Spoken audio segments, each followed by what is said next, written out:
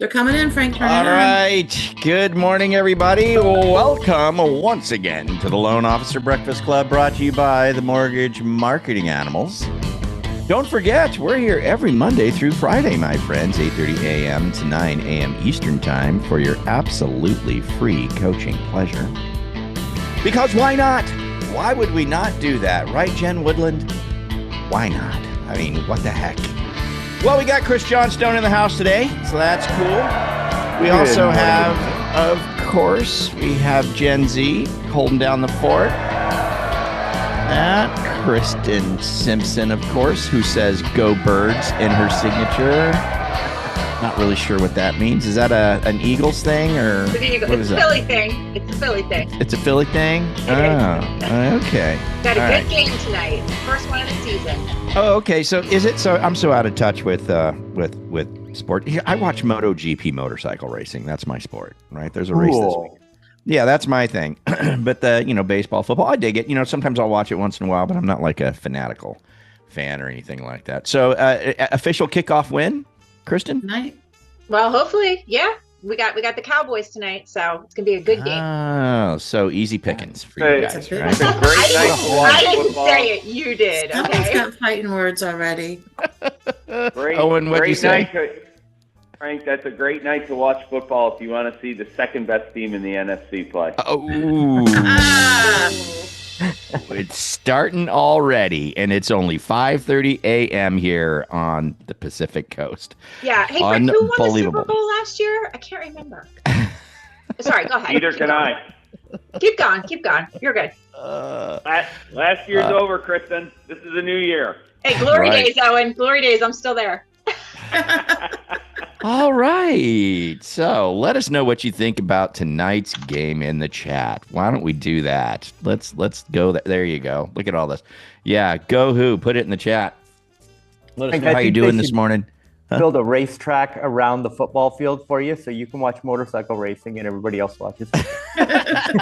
Yeah, you can put a MotoGP track around it and a NASCAR track inside that because they only go in circles anyway. You know what I mean? And then, me and Carl get tied into that stuff. They've actually done NASCAR literally on a football field. They have done little small ovals. They've been known to do that. Oh, yeah? Sure No have. way. Funny. I think they did it, if I remember right, I think it was Los Angeles that they did that. So, yeah. Do they only do ovals in NASCAR? Because I No, they do road courses. They do road, yeah. Because I do think road out courses. here we have a track. I used Sears to do Point. on my motorcycle. Sears Point, yeah, which Yeah, is Sears Infineon Point. now. Yeah, they used to do it there, right?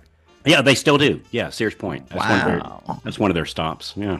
Interesting. Hey, Frank. We've got Kurt Nielsen here this morning, Yeah. and when I say this morning, it's Yeah. 2:30 in the morning in Hawaii. And he's All on. right. He's on. All and right, he's Kurt. chatting. Let's see, Kurt. No, you got to unmute. You got to didn't unmute. get and up. Say good morning. He's I still lied. up. I'm in Puerto Rico. Sorry. Oh, you're in Kurt, Puerto you Rico. Oh, It's important. all right. So it's my noon. my business is in Hawaii, but I'm in Puerto Rico. Oh, good for you. Well, Good for you. that's an interesting topic right there. I know. Well, and plus, It's your by the, fault, Carl. It's your fault. You're the one that got me here. Good for you, man. that is Wow. awesome. That is an interesting story. Yeah. So No cool. Hey, you know what? taxes. I'm not gonna bring up the news in the share the screen because we got a lot to do today. We got Owen Lee here, so you don't want to encroach upon his time because once in a while he's got some pretty cool stuff to say. So, anyways, I but there's think one- we ought to do a podcast on living in Puerto Rico, yeah, and doing loans in Hawaii. Hawaii. That is really bizarre. That's a great topic. So, hey, do me a favor, Yep, Kurt. you got it. I don't. Oh yeah, Jen will hook us up. Let's Yep. do a podcast. I'd love to hear how you do that. Okay. So and Colorado. I also operate in Colorado. Well, it's the Puerto Rico Hawaii that's the pop. That's the Yeah, for sure. that's the hook from Yeah. island to island. Yeah. Well, remember we had a gentleman on here, Gaja, it was a couple of years ago. He might even still be with us and hang out with us, but he was in like Thailand or something. Finland. We got a guy in Finland. Finland is out, yeah, and he was Finland. doing business in In the United States. And you know why? You know why he did that? Because he wanted to. There you go. What a great reason. You know why? Because it's cool. Because it's cool. Yeah. We have our business work for us, not us work for our business, right? Yeah. Work. It is one of the cool things about this industry, honestly. You can kind of live it. Well, we've had the guests, Megan, and Josh, they're in it's never boats been and easier. bands and yeah. Yeah, it's never been easier. Yeah. Hey, so I wanted to bring this up in the one of the stories in the news today. If you get a chance, I'll drop the link in the chat, today's news, but is that there's people migrating because of insurance costs, right? 'Cause, insurance costs are so much. Yeah. And in some places, like I've heard of some spots where the cost of their insurance is more than their house payment, Wow. So like just absolutely insane. And they're kind of going to places like Ohio and Wisconsin, that kind of a thing where they can get insurance cheaper. But the reason I want to bring this up is I put that in the news yesterday, and then last night I was we have a church men's group, on Wednesdays, and we were hanging out and shooting the breeze. And one of my friends there from the church, he lives in an area that got just ravished by wildfires about four years ago out here in California. He lost his home and had to rebuild it, and went through a lot of hassles with the insurance company on getting the money, and he had to sue his insurance company to get it. Was just a big fiasco. And he just got notified day before yesterday that they're going to drop him, right? So the house is rebuilt. He just got in at the beginning of the year. It's rebuilt. It's up there. And the reason they said they're going to drop him is because he has too much hazardous stuff around his dwelling. Now, he lives in the country, right? And they sent him a photo from space, okay, of his property. So they have their satellite up there. This is AAA. And they just zoom right on in, took a photo of the property and sent it to him saying, we want to drop you because you're in obviously a fire area and you got these things. And it's really not that much stuff. He's actually still got permits to finish building things. It's the building materials to finish building a structure is what it is. So now he's got to go and fight them, and go through all that to stay on their plan. And I just didn't have any idea that insurance companies do that. Hey, I'll give you one. Why? I wrote a loan for a guy, and what he did for a living is, when you go to the grocery stores and you scan your little card, your member card, and you get 5% off or free milk or something like that. All the grocery stores do it these days.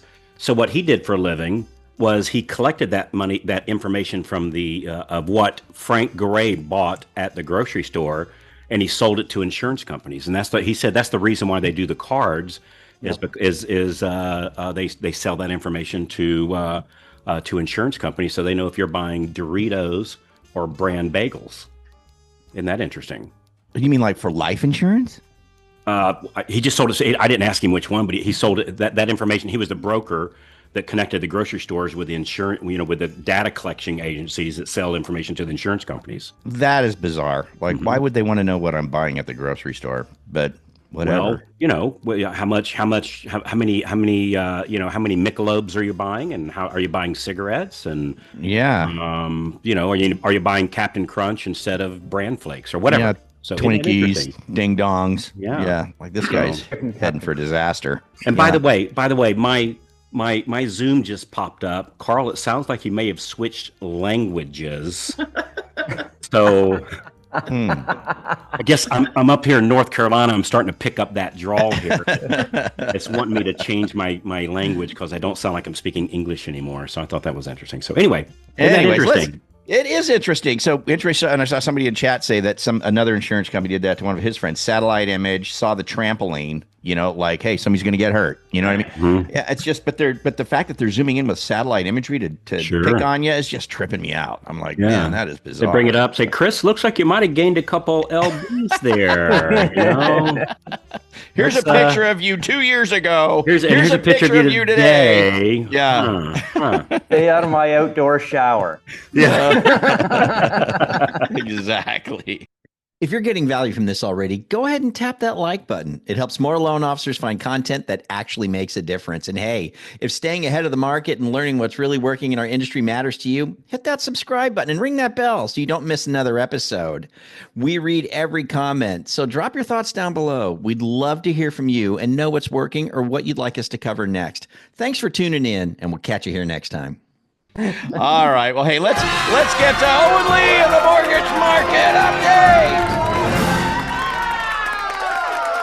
You know what happens when you're on Zoom and it tells you that you've gained a few pounds? That's because your weekends were made for Michelob. Yeah, that's it. That's exactly right. That's exactly right. Oh man. Michelob Light. may or may not have been our go-to beer on payday in college. May or may not have been. See, ours was Yeah. Coors because Just you couldn't have it east of the Mississippi, so to speak. And Yeah. we don't have time now. Remind me to tell you the story, Owen, of how you and I met because of a case of Coors. So remind me to tell you that story. Okay. Yeah, I think we'd all Sadly, like to hear that story. I got no bottles from this case of Coors. I don't know what happened. But the Anyway. true story, had it not been for a case of Coors, you and I would have never met. Wow. I There you I go. really, Sounds really like an need after the to, show kind of thing I today. kind of really want to hear this story now. Well, maybe we'll do it after. Alcohol, bringing friends Let's do it together. after All show Yeah. today. Yeah. Anyway. Thank you, Coors. All right. Yeah. All right. Yes. So, anyway, we've got some really interesting stuff today. I'm kind of fascinated by something that's gone on in the market that I wanted to point out that I noticed on Tuesday, because of course I've been screwed up all week because we didn't work on Monday.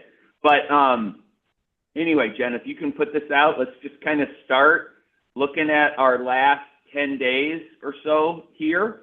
Not much going on. We're kind of keeping the best rates of the year. You can see we're just inching up and inching up. Just that, these are small moves when you get an exaggerated picture like this. Although yesterday was a pretty good day for the market. We saw, about 18 basis point move, 20 basis points, something like that, depending upon which bond coupon you're following.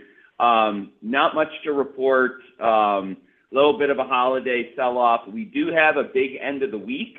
ADP numbers probably came out a few minutes ago. I haven't seen anything flash across my screen. That's the private payroll report, which oftentimes sets the table for the jobs number. You remember last month at this time, this is really when the rates started to get better. We had that jobs report with the 135,000 jobs and then the massive revisions from the two previous months. And that's when the market pretty well became convinced that we were going to get a rate cut in September. So anyway, so that's really kind of interesting. Right now, someone put up weak private jobs, so maybe the market will open up a little bit. I think we're going to hang on for tomorrow. But anyway, we're holding, right? And so those of us that have done our prospecting, those of us who have done call starts, who are in Alliance, should really be reaping the benefit right now and hop on it, because it looks like these rates have a little bit of a stickiness to it that we've not seen for a while. Remember, last year at this time, the rates were really, really getting good. We made it all the way down to about 6%, and they held for about 4 or 5 days. But there's a couple things I want you to keep your eye on. One, if we could just advance the slide.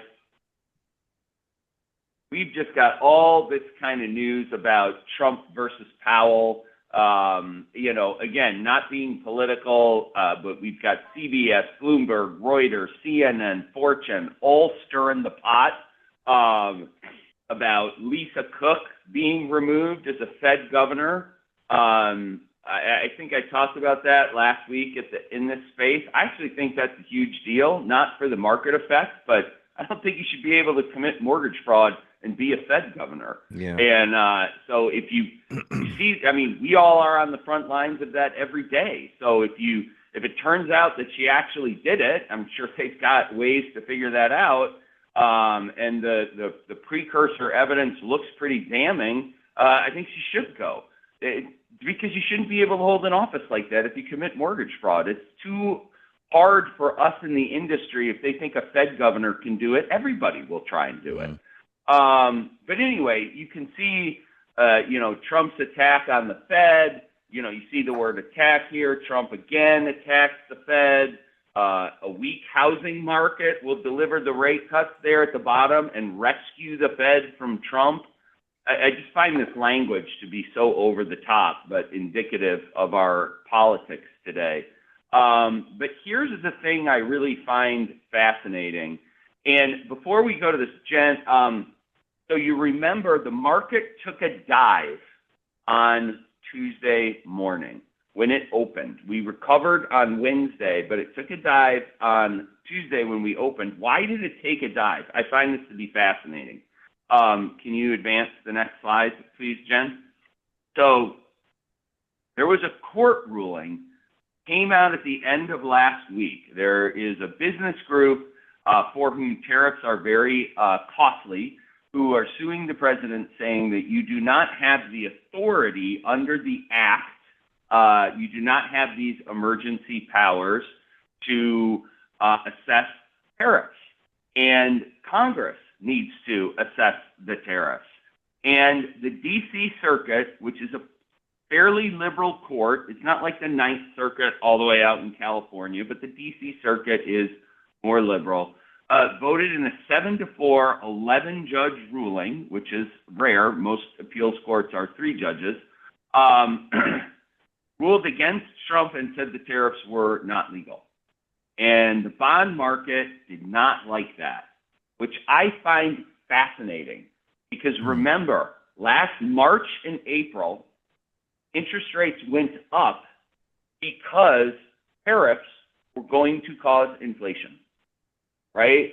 We lost some halfway decent pricing. Interest rates got up to their highest point of the year. Remember, what was the Liberation Day, right? Where we had the tariffs and we were going to have the reciprocal tariffs.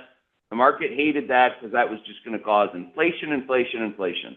Well, here we are, a full 5 months later, and the market is reacting negatively because the tariffs might be taken away.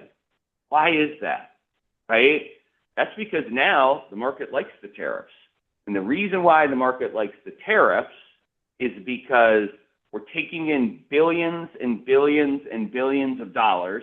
Inflation really has not accelerated. We've been hovering just a smidge below 3% for the past 4 or 5 months. And now the market likes it because if the United States government takes in hundreds of billions of dollars, it will borrow less, which will keep inflation low. So we've done a little bit of a flip in 5 months.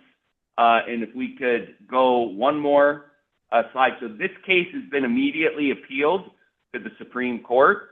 But you can see this. This is from CNBC Tuesday night. Dow closes down 250 points on tariff worries and rising bond yields. Look at that last paragraph. Investors were also eyeing a surge in bond yields to start September.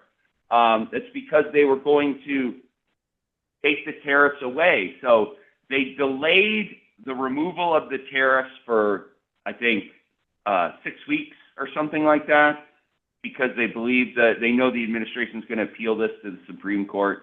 But keep an eye on this because the market has done a fairly quick turn. Their viewpoint now is that hundreds of billions of dollars coming in a year in new tax revenue that does not increase inflation, not affect our economy so much, will keep borrowing low, will keep Treasury issuance lower, and will actually suppress interest rates 180-degree turn from where we were 5 months ago. So I don't know where we're going to land. It's fascinating. But right now, we've got some of the best rates of the year, and they're sticking. So everybody get into their prospecting, keep moving in that sprint. We should be doing well right now. So that's what we've got this morning. Awesome. That is pretty fascinating. Yeah. That is very interesting. It really is a sea change in just 5 months, you know? Hey, Owen, why haven't, what's your take on why haven't the tariffs increased inflation? Because you would think, well, if I bought a toaster from Taiwan and it used to be no tax that Taiwan was paying, and now they're paying, $10 tax on that. Why haven't I seen that? This gets a little bit into the deep water of my knowledge of economics, but from what I've seen and read, Most of the people in the supply chain have taken their lumps, and most of the tariffs have landed somewhere around 10 to 15%. So if you've got a markup on an item of 100% or 150%, some of these margins for some of these small goods that are manufactured overseas are three-figure margins. So, everybody just tightens their belt and takes 5% of the 15% tariff. On larger items, what they haven't figured out is like the automobile industry, where a part might travel across the Mexico, U.S., Canadian border 3 times or 4 times before it gets into an assembled car. And then that's been taxed 4 times. So that's something that they haven't figured out yet. But most of the offshore production coming into the United States, 10, 15, 20% tax, it's just eaten up by people in the supply chain and doesn't make it to the store shelf. Hi, thanks for enjoying Loan Officer Breakfast Club here on YouTube. I just wanted to drop in and remind you that if you're a newer loan officer and you're trying to get to that 2 or 3 deals a month, or if you're seasoned and you're trying to get from 50 to 60 or 60 to 80, Mortgage Marketing Animals has you covered. We've got the full gambit from start to finish, top to bottom. Everything you need is at mortgagemarketinganimals.com. There's a reason that mortgagemarketinganimals.com is the #1 mortgage coaching platform in the country. So check it out, mortgagemarketinganimals.com. Chris Johnstone and I have a very dear friend. Some of y'all have met him, Perry Belcher, and I don't remember the exact numbers, but it was close to this. That he was buying machetes in China for, I think it was like 78 cents or something like that, literally. Really? Yeah. And he was selling them for $27. And, so just incredible margin. So it sounds like, all right, so he had to pay, instead of paying 78 cents, he's now paying $1.30 for them or whatever. I don't even know what it is. And apparently there's enough of a market that going from $1.30 and selling it for 27, there's still a profitable model. So it sounds, obviously that might be an extreme of it. He's a brilliant man, and I'm all for capitalism, right? And frankly, at $27, it was still a good deal, for him. But so it sounds like it's just kind of that kind of thing. Yeah, but that's the principle. I'll see if I can get a chart on the pricing of machetes for next week. Yeah. Sounds like a great business. No, but seriously, that's a great example, right? 78 cents. What's cost of goods? Just call it $1 to make the math easy, right? It costs him $1. He's paying 20% tariff to China. Now it costs him $1.20. Is he going to raise the price from $27? I doubt it. Yeah. Mm-hmm. Right. Yeah. Very interesting. So, hey, Owen, there's a question here. It was one of our news stories that we put out this week, which was that Trump is looking at declaring a housing emergency. And Scott Bessent was talking about all the things that Trump wants to do to make housing affordable. No tariffs on certain housing materials, lumber, things like that. Do you have any insights to this or any comment on that? Or I mean, I think that would mostly be for show. If they really wanted to do something for housing, they would potentially. I think what they should do is we had all these equity firms buy up all these houses in 20 and 21. So if you really wanted to get the housing market going, I would do a capital gains tax cut for people to sell their house. So instead of paying 20%, they would pay 10% or 5% or something like that. And if they sold the house to a first-time home buyer. And that way you would incent them to lock in their gains. You would immediately open up tens of thousands of units of housing stock across the country for sale to first-time home buyers. And then, you could get the housing market moving that way. I think that would do a lot more than lowering the tariffs on lumber that we import from Canada. That would be good for Chris and Jennifer Woodland, but I don't know that it would be. I'm just kidding. I think, I don't know the details of it. I think that would be a bit more of a headline grabber. But again, you need 40 votes in Congress to pass the capital gains tax reprieve. And there's a lot of people in Congress who will say, no way, we're giving a tax cut to equity firms. And, so that's fine. That makes for a great headline. But what about the people that don't have a house? Do you think they care? I think they want a house. Yeah. So who knows? Marcio, what do you got? Good morning, everyone. Morning, brother. Owen, question. I read an article a couple of months ago that said out of the 15,000 houses that burnt down in the Palisades, only two permits had been approved to rebuild. Do you have any update on how that's going and what can be done to make that go faster? Get a new state government in California. It's true. And Marcio, you're just the person. You're just the person, Marcio. That's right. Yeah, I haven't followed what's happened in the Palisades too closely, but I don't. Again, this is a political free zone, but I think the building permits are local government issues, right? They don't have anything to do with the president or Scott Besson or Bill Pulte or anything like that. They have to do with local zoning boards, building departments, inspectors. This is county level government stuff. So, and I don't know a ton about California geography other than San Francisco's in the north and LA and San Diego are in the south and, stuff like that. But I think you're going to need a change in viewpoint by the folks who go to work at whatever county office building the Palisades are in. Yeah. Good stuff. Thanks, Marcio. Yep. Awesome, man. Well, Owen Lee, man, thank you so much as always. It's so great to have you on the show every Thursday. We super appreciate it. Thanks for being here, man. I don't think we have you. Watch out for highlights on that tariff court case. So that'll be interesting to watch. Yeah, good stuff. We put the slides into the chat, right, Jen? We got them there. Yep. And Jen, while I'm talking to you, what's going on at Animals today? So today at 2:00 for our members, Carl is teaching a class on imposter syndrome.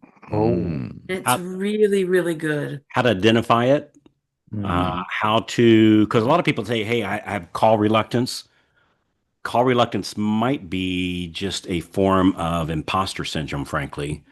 And so it's how to identify it, why loan officers are more prone to it than the average person, and 6 ways to solve the problem.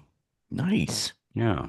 Sounds like a good one. And dude, everybody, I think, I'm not going to say everybody has it, but I've yet to meet somebody that doesn't. Yeah. I think it's a very, very common, particularly with the higher producing people higher up on the food chain, even more so with them. So it's not everybody thinks, well, it's the beginners that have the imposter syndrome. Oh no, it might start then, but it really shines its face as one moves up the food chain. So if you look at the very top of the food chain, you can just ask Kristen and Jen how they deal with it, because they're at the very top of the food chain, and even they, so they tell me. So so that's what we're doing today. Cool, man. That is for members. So you go to the website. That is at 2 p.m. Eastern time. Go to the Mortgage Marketing Animals website, log in, go to classes, and you will see the Complete Loan Officer. Just click the button and join at 2 p.m. Eastern. So that's what you can do. If you are interested in learning more about Mortgage Marketing Animals and how you can join these epic classes, go to freedomplanningcall.com. We'll have Jen throw that into the chat, freedomplanningcall.com. And we'd be happy to chat with you and get you. And Frank, do you email out the PowerPoint also? No. Okay, so Jen just popped Put it it in back there. in there. Yeah. Okay, cool. Yeah. Cool. You got to be here. You got to be here to win. Yep. Got to be here. Fair enough. Yeah. Good enough. All right. So even if you're in Hawaii, which come to find out he's not actually. So imposter syndrome, especially when you're an imposter. You're a liar. Yeah, that's what. So, all right, man. Good stuff. Well, hey, once again, Owen Lee, always a pleasure, my friend. You're awesome. We love having you here. For the rest of you guys, today is Thursday, right, Kristen? It is. It's Thursday. Today is Thursday, so this is our pre-approved and looking day. Before we get out of here, we will have Nick Nicholas tell us what that means. Okay, Nick, you're on the spot. What does that mean? Pre-approved and looking. That means that we call everybody that we pre-approved. We touch the lead and we touch the partner. I like it. Well done. I like it a lot. Just that easy. Yeah. And when he's talking about touching, it's on the phone. That's what he's talking about, just to be clear. So, and then we ask for the business. That's what we do. So that's our pre-approved and looking day, Thursday. So again, freedom planning call if you want to learn more about that. So let's go ahead and get on out of here. We'll see you guys here tomorrow. Oh, Chris Johnstone, check this out. Chris, tell us. You got to hear this for tomorrow. If last week wasn't crazy enough, this week's even crazier. Go ahead. We're going to go through the new deep research tool on ChatGPT and how to take that and have AI do deep research on the big referral partners that you're looking to book appointments with.